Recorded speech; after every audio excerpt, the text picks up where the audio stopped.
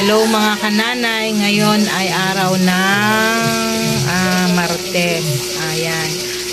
Simple lang po ang aking lulutuin mga kananay. Magpiprito lang ako ng isda at mag-aadobo ko ng kangkong. Ayan mga kananay ang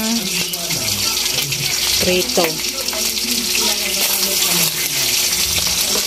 Mga kananay, ito pala yung isda na tulingan. Ayan, mga kananay, kasi paborito ko itong isda ng tulingan. Masarap talaga siyang iprito pag yung ginataang tulingan. Yan, masarap siya. Kaya ito yung napili kong isda namin ngayon. Ayan.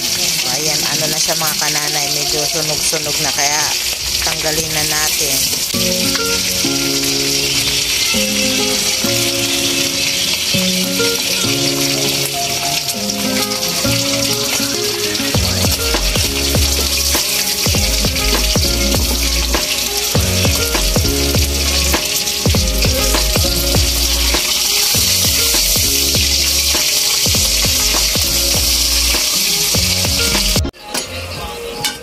Ayan naman mga kananay ang aking adobong kangkong. Ayan, masarap yan i-partner sa pritong isda.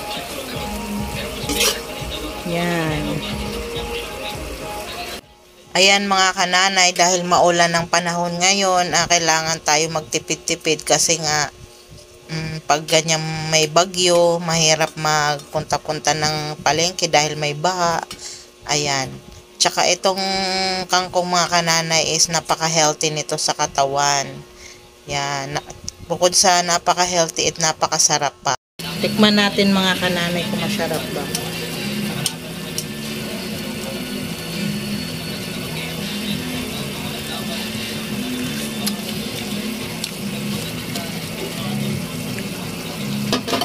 Masarap na. Kaya lang medyo maalat.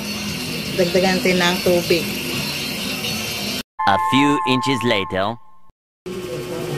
Ayan mga kananay, kain tayo. Ito na yung aking prito, tsaka yung adobong kangkong, tsaka itong tira ng anak kong luncheon meat. Ayan, kain tayo kasi gutom na.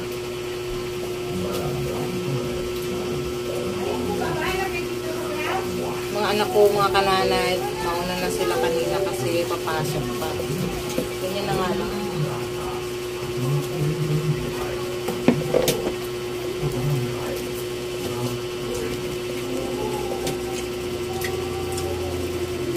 Maliit lang kasi yung bahay namin saka yung lamesa. Masigit maliit din, kaya dito na lang ako.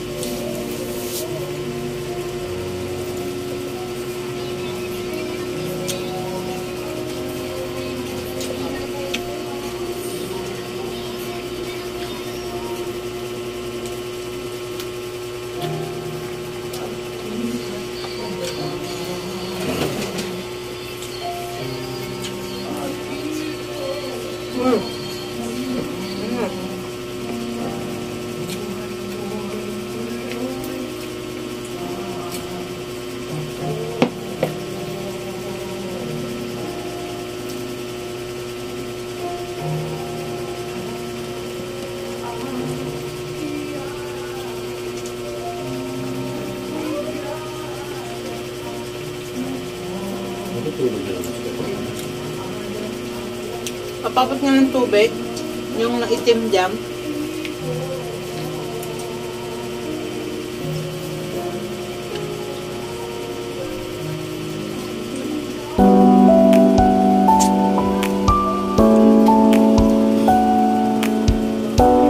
Nakakatuto naman na ipagtahan ka rin. Pero kung kain yung minsan lang kami kinakain yung sa